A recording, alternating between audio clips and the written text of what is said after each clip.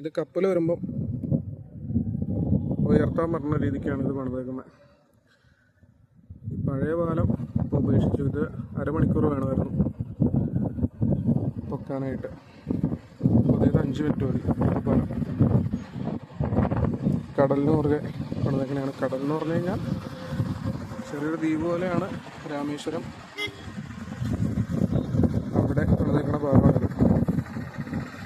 ഈ കാണുന്ന ഭാഗം നേരെ മുകളിലേക്ക് പോകും. അപ്പുറം കാണുന്നത് ആ ലൈറ്റ് തെളിഞ്ഞ് കിടക്കുന്ന ഭാഗം നേരെ മുകളിലേക്ക് പോകും. അപ്പോൾ അടിയിൽ കൂടെ കപ്പലിന് പാസ് ചെയ്യാം. പഴയ പാലം 2 സൈഡിലേക്കായിരുന്നു. അത് അരമണിക്കൂർ വേണമായിരുന്നു.